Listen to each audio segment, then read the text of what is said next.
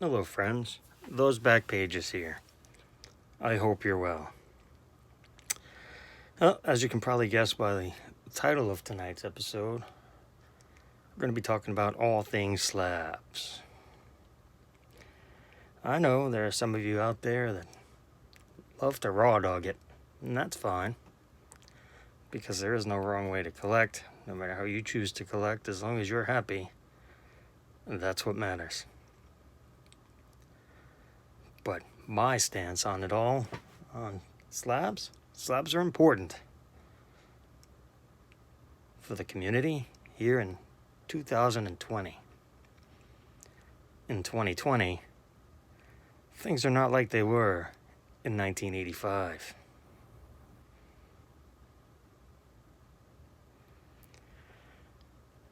I understand over the last year now or so, things have changed. The grading companies have been brought down a notch or two. Though some of us have said for a long time, buy the card, not the grade. There are a lot of folks who buy the grade and are less concerned with the card within. That's a mistake. If I'm being totally honest, obviously I don't want anyone to get ripped off. No one wants to see anyone, well, most people don't want to see other people hurt. I guess that's subjective. But I do find it hard to feel bad for, I don't know if that's the right word, but feel bad for someone who is going out and spending hundreds, if not thousands, of dollars on a Johnny Nobody from 1953 in high grade. I just don't see it. I never saw it. I mean, obviously well, I guess that's not totally true. You can see right there, I consider myself a significant fan of Greg Nettles. And there's no monetary value in Greg Nettles cards, but I enjoy them. And for a while there, I got a lot of them graded myself. Bought a lot of them graded.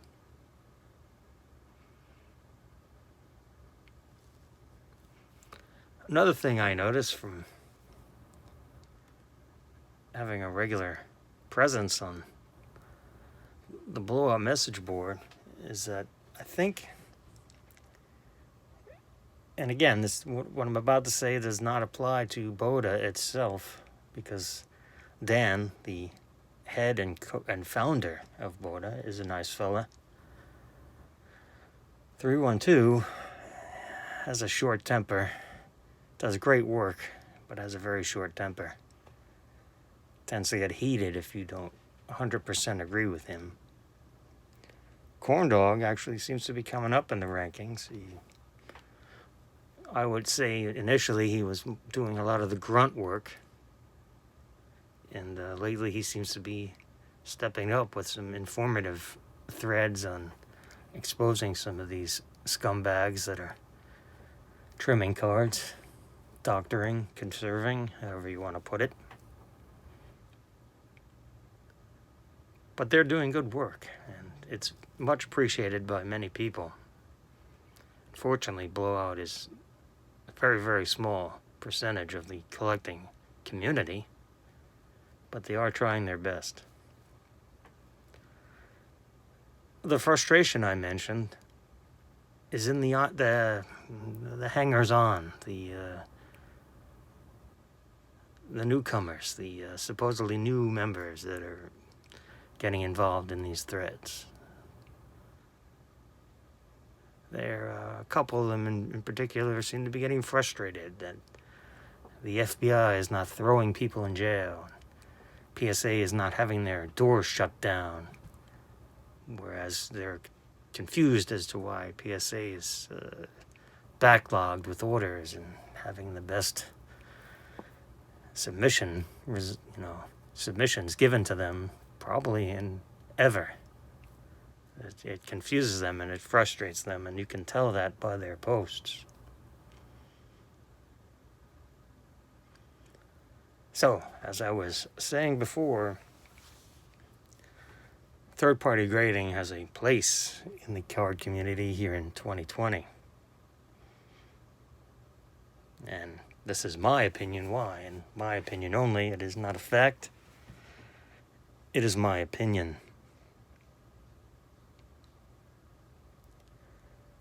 When somebody is selling something on eBay, well, we'll just stick to cards. When somebody is selling a card on eBay,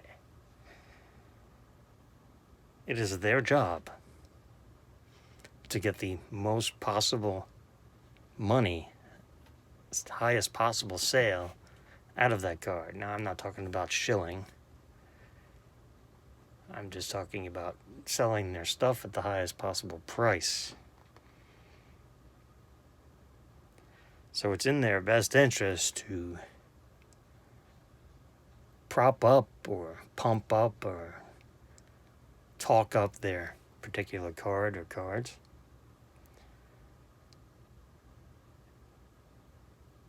Third-party grading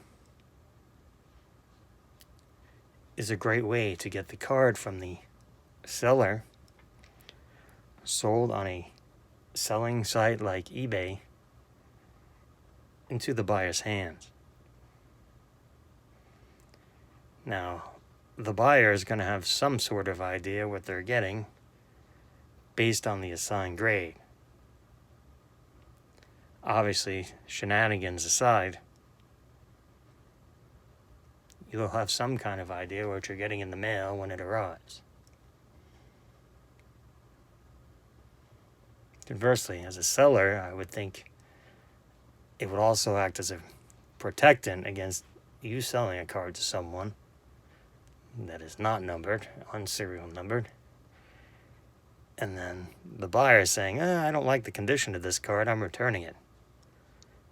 When in fact, they're swapping out the card for a lesser condition card and sending you that one back as a buyer, as a seller, and getting their money back and keeping your card. So it's in the best interest of the seller to say, hey, look, let's pretend this card was raw. Hey, I've got this LeBron James Hoops rookie. This LeBron James Hoops rookie card is numbered to 1,000 individually on the back. I'll take some well-angled photos to present it in the best possible light. Now, you can say, oh, well, I'll just email the seller and have him send me some more pictures or post some more pictures. Well, good luck with that. Most of those things tend to be ignored. Oh, then I won't bid. Well, that's fine. But, we're here because we love cards, not because we love dollars. So you want the card. You can go get more dollars. Sometimes you can't go get the card. So, this card is positioned in the best possible way for photography or scanning purposes and put up on eBay. Here's your LeBron James Hoops rookie. You win it, it comes in the mail. Well, first, it's listed, it's perfect. It's a perfect card. It's a like new, I think, is one of the stupid categories on eBay. So you win it and you get it. You're paying 10 price because it's like new. And you get it, and then you look at the back. Get out the handy pointer. You look at the back. Look at that corner. You angle this up. There's that corner's a little weak right there. I think it's mainly this corner. I don't know if I'll be able to get the proper.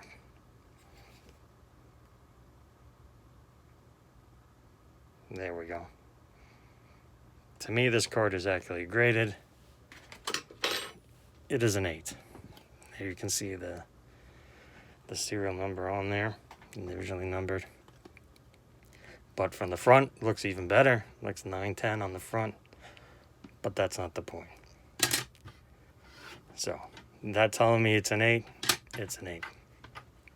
So when I'm bidding on it, we're buying it outright, I know what I'm getting.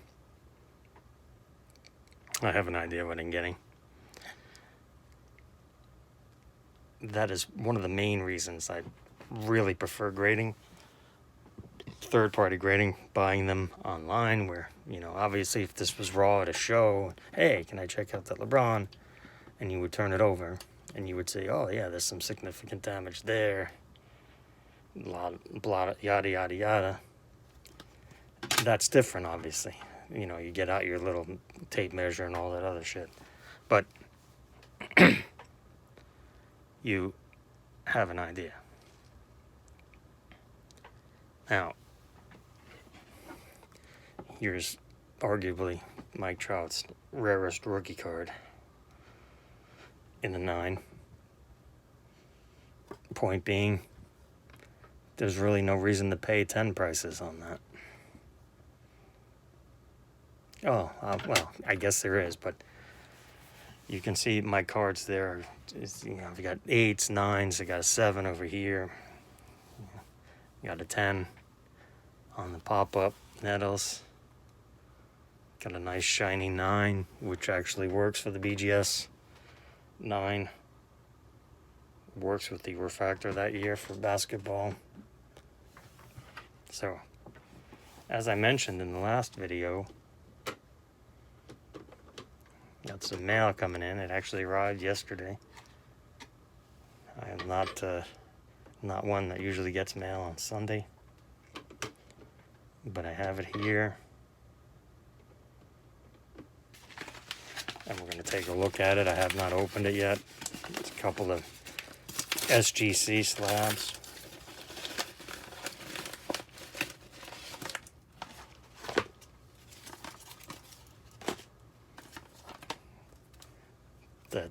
Let's move this out of the way. The main one being this one. This is the SGC 100 Pristine. It's got the gold. I think I have a regular. Oh, I have a regular 10 right here.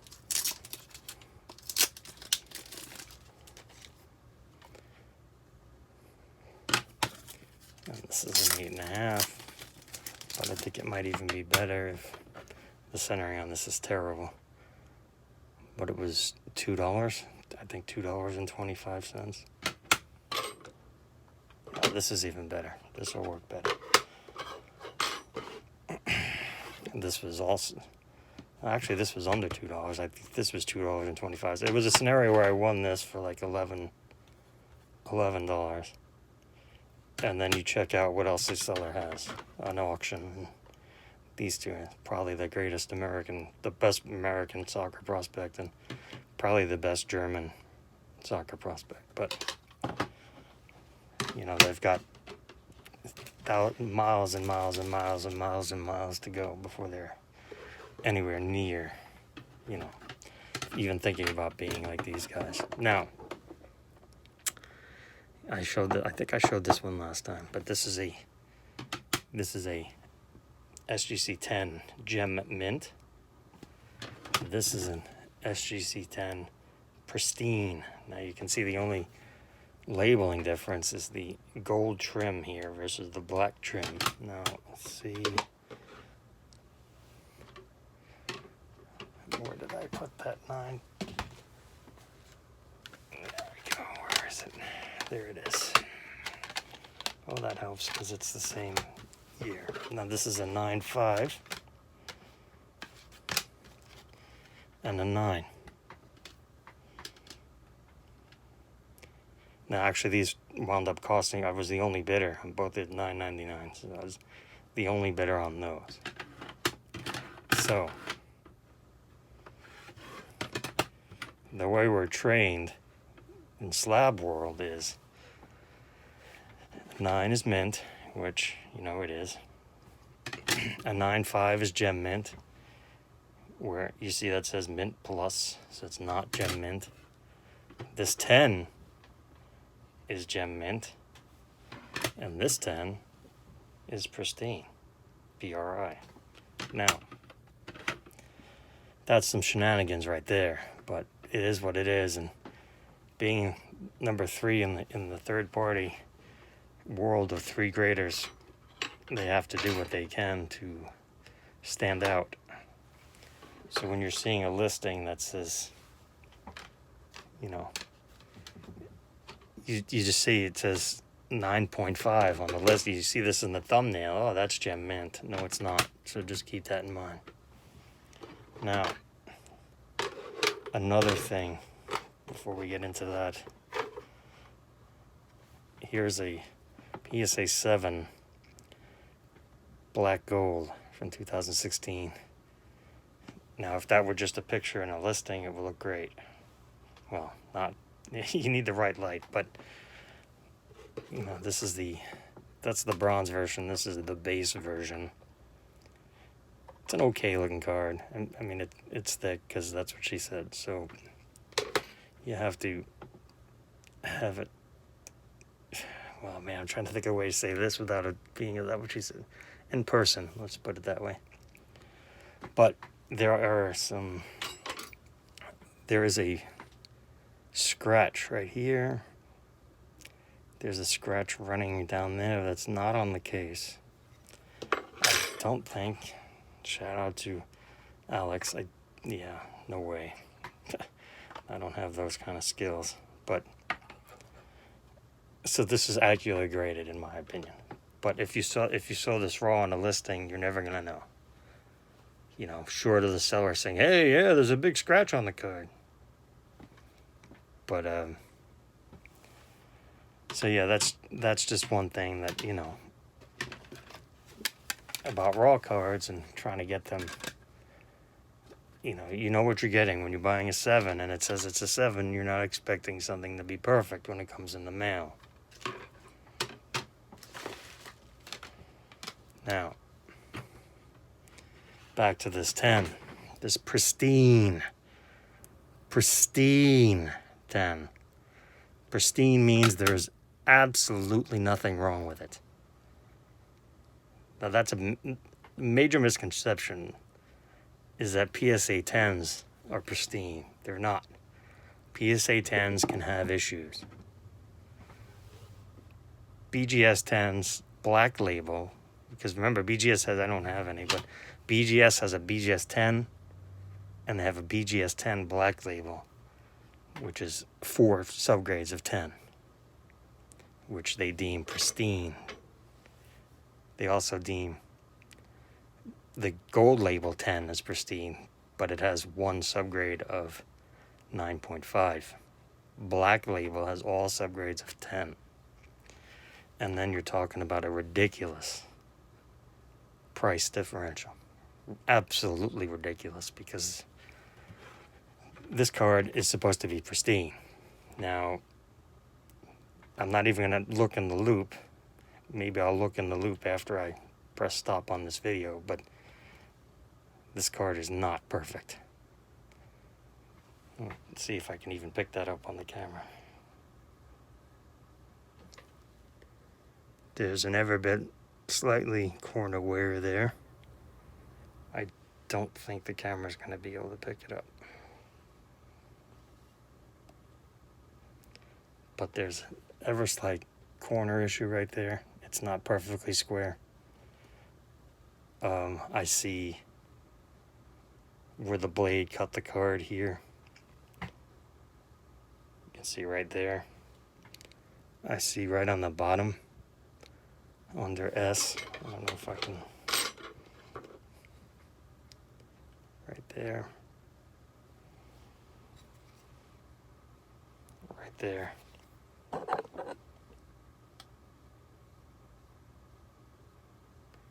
Right there. So yeah, this card is not perfect. No. If it's pristine, there'd be absolutely no flaws whatsoever. There are flaws. Especially that corner. Almost a little bit rounded. Or both of them a little bit, almost. Well, so it's not pristine. It's not perfect. You tell me it's pristine, it's got to be 100,000% perfect. So I don't understand the prices that people are paying for. The multiplier is absolutely ridiculous. Absolutely ridiculous, the multiplier for 10s, pristines, black labels. I did show this one off already. I have one other one to show off because I know you guys hate soccer. Oh, and a quick shout out for all of you 26 folks who went ahead and left the thumbs down on the last video. That's pretty impressive. You know, that takes a lot of stones to do that. Proud of you. But the last pickup was this one. It is a near mint 8. It is, I guess as you can tell, well, that's, you know, this card is quote unquote perfect, so let's put it side by side. You can see that the border is, this card is way off center, left to right.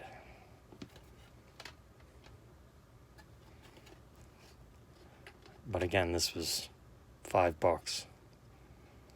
So I don't think you can buy this card raw for $5. He's one of the top prospects in soccer, if there is such a thing. But you know, he was born. He'll be 20 in March. So March 25th, 2000, he was born. So yeah, I think I will. I think I will end it there. Any questions, please feel free to ask.